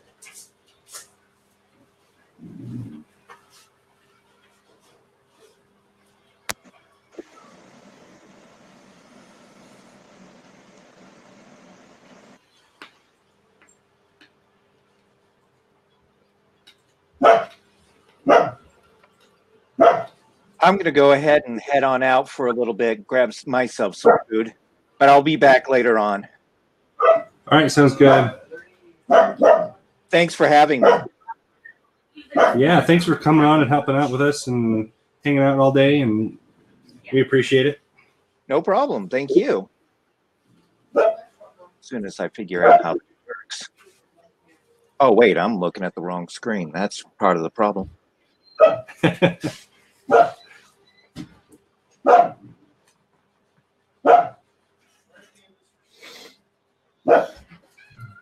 Riah, come on. Let's go outside. Come on. Come on, baby. Come here. She's like, no. Come here. Sit in here. Come here, Riah. No, Riah, come here. Come here.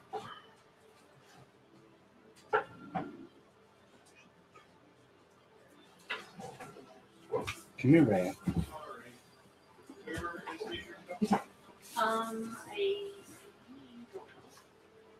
Over there. Yeah, drawer. Next one over. Uh-huh.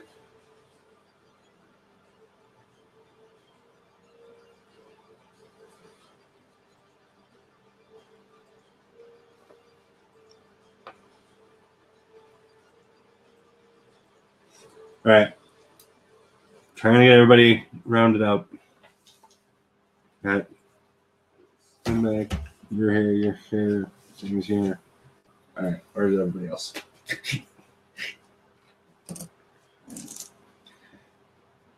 I can help you with a lot of things, but that I'm unable to do. Come on, Ray. Come on. Come on. There's no barking here. There's no barking in baseball.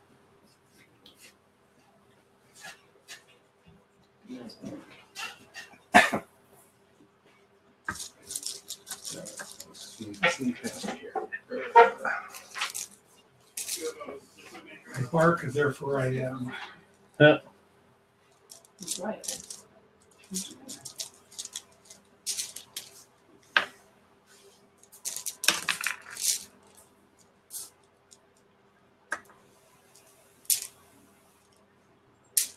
One and a half is what that is. Yeah. 1.5 per Or one. one. So I put 2 cups in, so 3 cups of water. We'll keep them.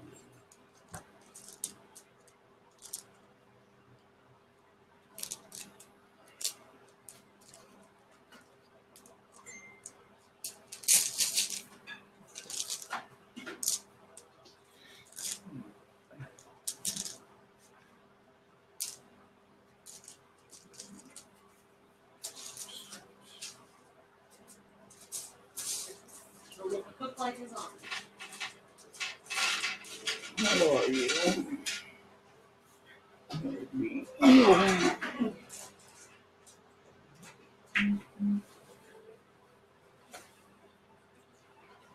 Unfriendly. Put up here. There it is. Found.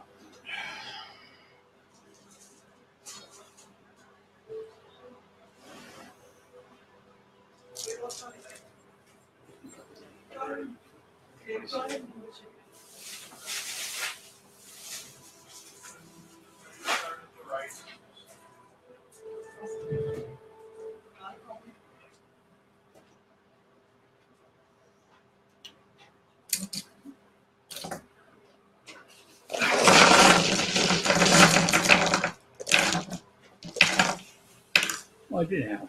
Okay. Oh. Scott's gonna sit out. So actually, it means. So Steve, if you want to take that spot, you're welcome to do so because Scott's gonna sit out. Which means that if you wanted to, you could shift over. That's what I was saying. Yep. Although if you're happy there, that's fine, and we can let David move over there if he wants. Yeah, fine.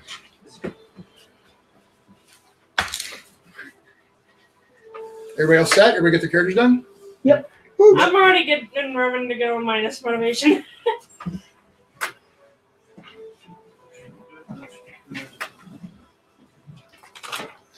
Oh, I had a spare freaking blank tucked away. I Well, apologize. that's nice. Now we have an extra.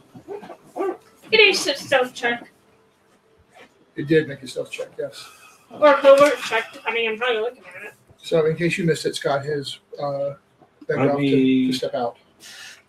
Get Tammy to move over to the. Yeah, let's do that. If you don't mind. That way she can see and hear Jennifer. That will be the other thing. It's guts. This is guts. Yeah, Scott's going to sit out. So Pencils. nope, those are mine. All right, David, do you want to join us at the That table? and Or? my I'll just shifting over to here, there's actually a clear pathway. Semi-clear. Samantha, Hold on, I need to sneeze. you don't have to. Deacon, do you like Little V? Her name's actually Alicia. We call her Little V online. Riah. Is there any way that we can have Riah hang out outside or in the bedroom? Riah, out. Yeah, people have been yelling at her to get out for about half an hour now. Riah, out. She ain't moving. Maybe outside. Out. Outside. What side? Okay, my apologies. Would you put that in the bedroom? Ryan, no. Or shut up. That's your choice. That's where. Bedroom. Just put it on the bed somewhere.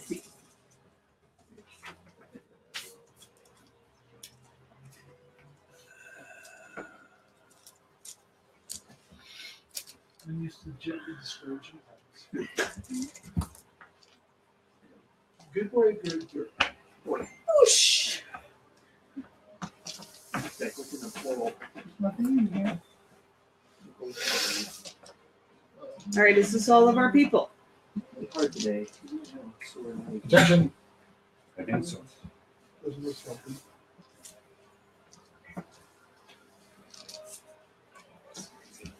All right, so do we remember where we were after that introduction that was read earlier? Or do we need a recap? Just for Stephen's sake, maybe a slight recap. All right. So recap was the scene was set, the opening scene of the movie, as it is there was a few politicians and military brass being led around a science lab. And then Sakura showed up and the whole thing went to pot. Oh no. We're selling Girl Scout cookies. So we I are think sea foam. we are just now starting a scenario, so please come on in. But if you guys want to go ahead and ask something to the rest of the thing, that's Tekin.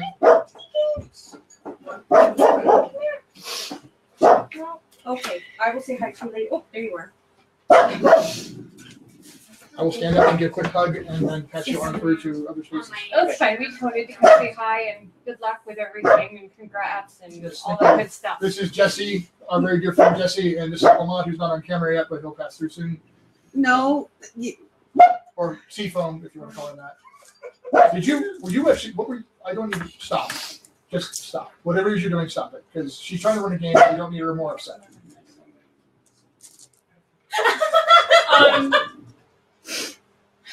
He merged the two Oh, bracelets. I saw. Oh, please. Let's keep him. It worked. I'm happy for your happy. Please don't hit me again.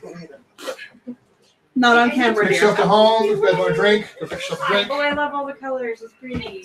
The curry will be done in a little while. Yeah, no, don't worry. Riah! No!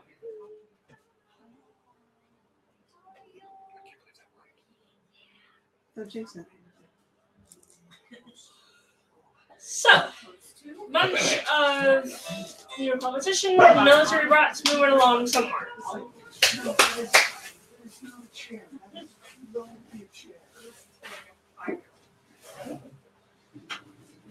There is the tour of the science lab where the scientist is describing how his project with the F-12s is looking for genetic markers in subjects where their bodies will accept a certain type of energy, which will then enhance them both physically and mentally for essentially a super soldier effect.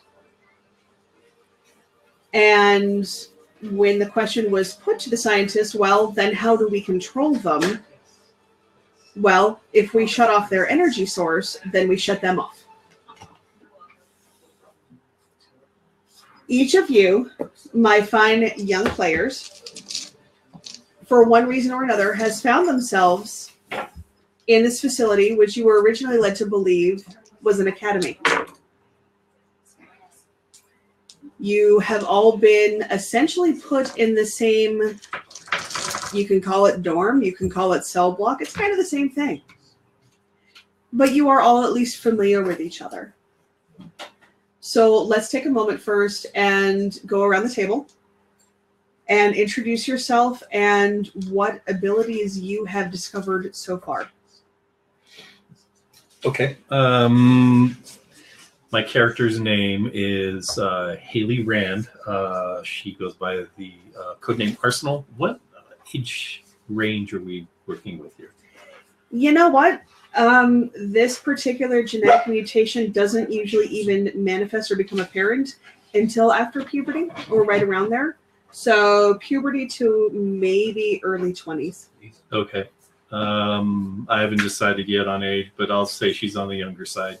Okay. But yeah, so she has discovered that she has the ability to open dimensional portals to summon weapons and can actually fire them at people. And she can teleport.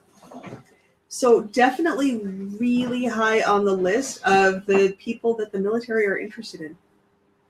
Okay, fair enough. Thank you. You also know that she suffers from some pretty crippling social anxiety. So.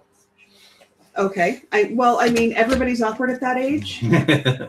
When you suddenly find yourself stressed out and then there are, swords falling out of the sky at your head, it can stress out a girl. Fair enough. Go ahead. Isaac, All right. 19, control electrical activity. What did you say your name was? Isaac. Isaac. A little twitchy. Mostly got the electricity under control.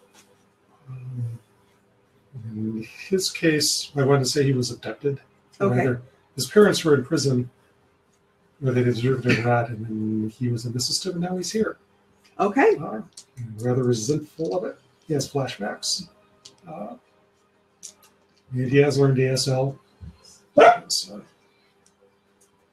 a quiet way to talk is good. All right. Sounds good. Thank So you. have a jailbreak.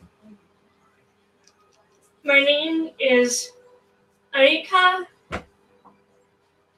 Ward, and my main thing is adapting to very harsh environments, as well as getting people out to safety and defending them. Okay. Awesome. Do you know how you got here? And how you feel about it?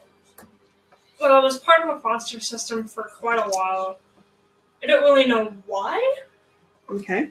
But while I was getting fostered, a couple of doctors and other folks came to my, at the time, foster family and told me that I would be able to go onto the fast track into the firefighting academy if I joined them.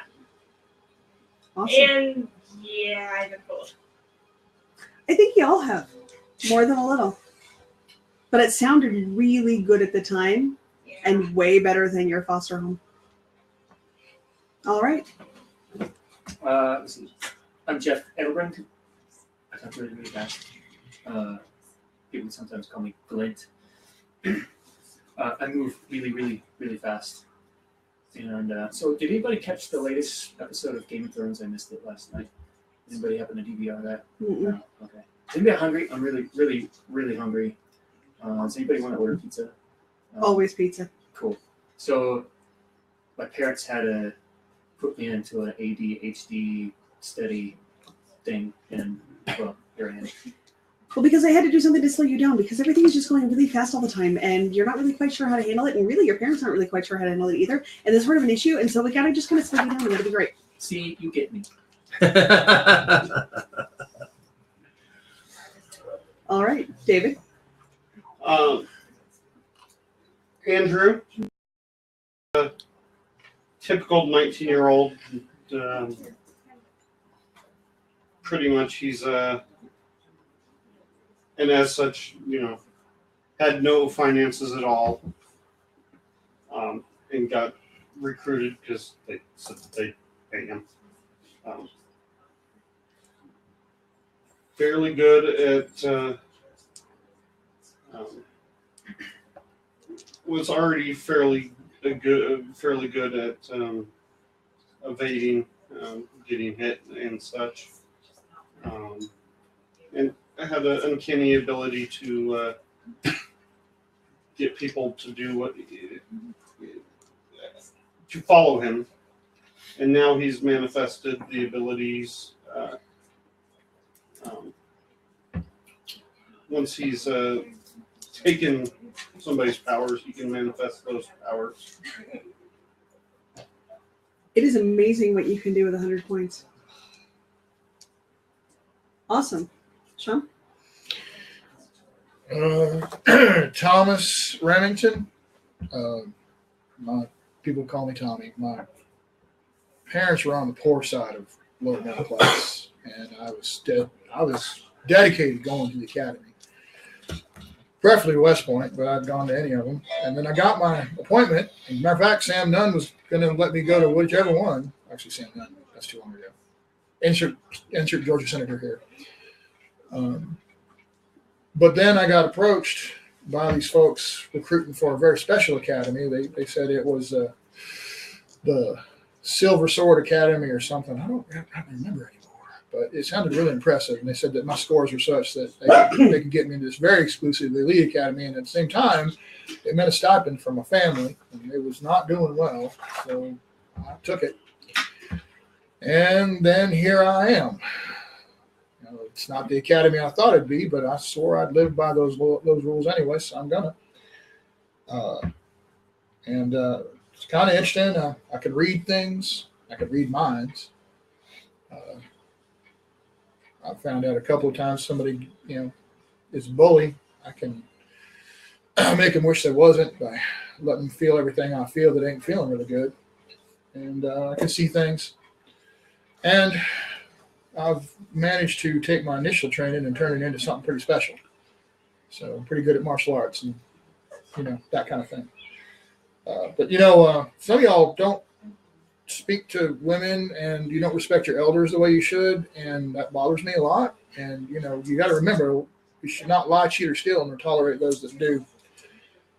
Could y'all turn your music down, please? And that is something completely different from 100 points. Don't go escape. Tegan, no. Tegan.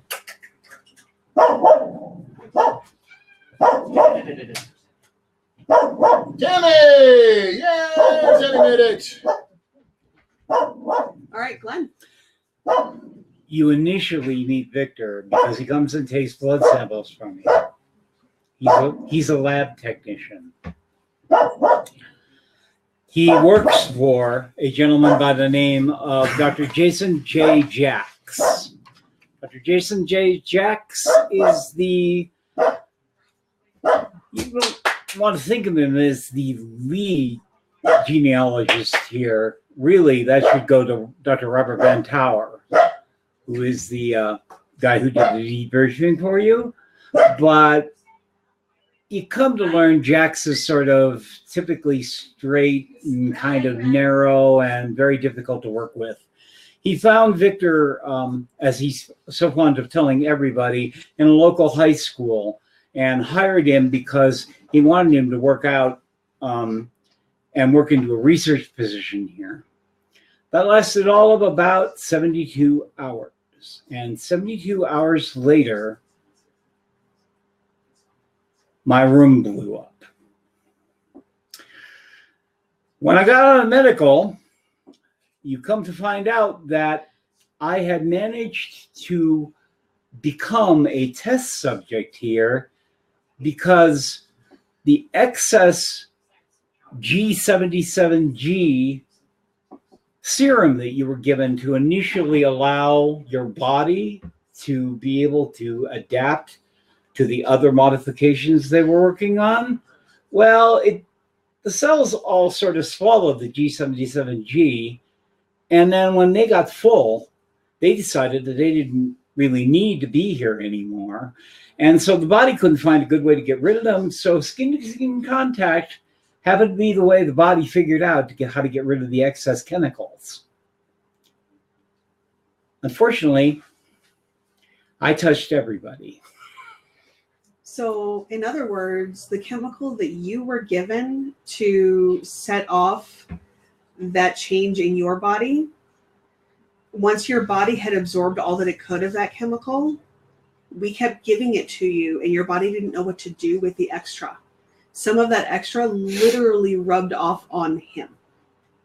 So instead of just becoming another, you know, he was supposed to be an intern or whatever, now he's become another unwilling test subject. So he's in the same boat you guys are now. Now, Victor is 5'6". He's got sandy blondish kind of hair. He has blue eyes.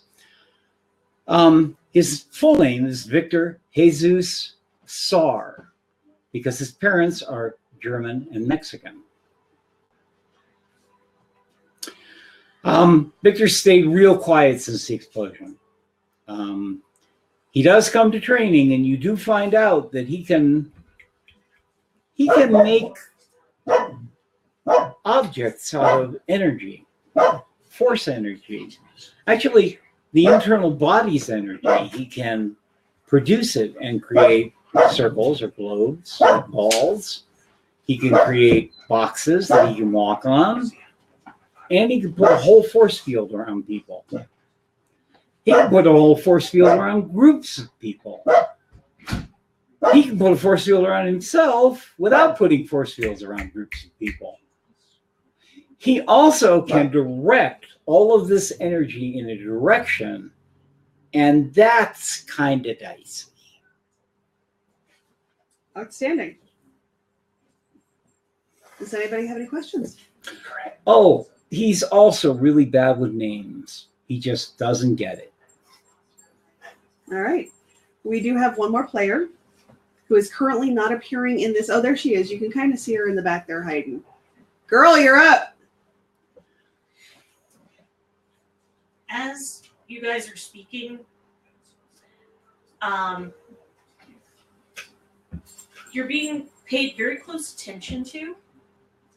And then when it gets to Allison's turn to say who she is, voice is coming from various directions, and it doesn't sound like a girl's voice, except when it does. And her face is, well, her whole self is flickering between what each of you looks like. And voice matching. What a really good way for you to demonstrate your ability and your lack of control therein. It depends on who I'm looking at. True. I imagine so. And Allison, I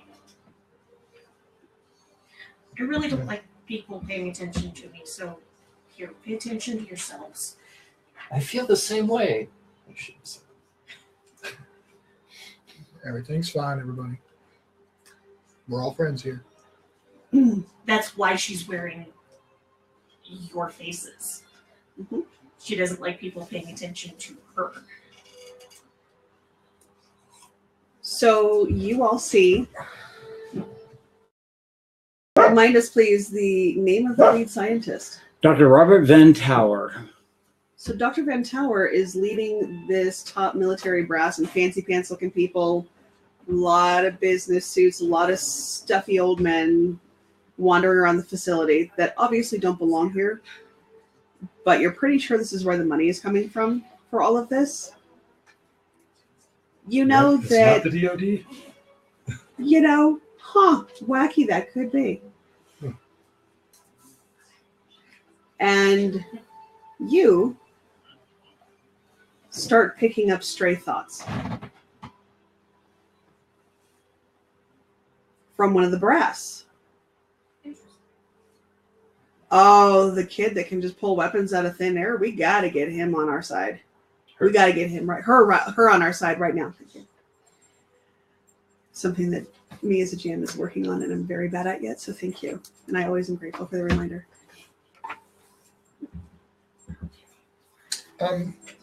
Even though it's not one of my flaws, it kind of falls under my code of conduct.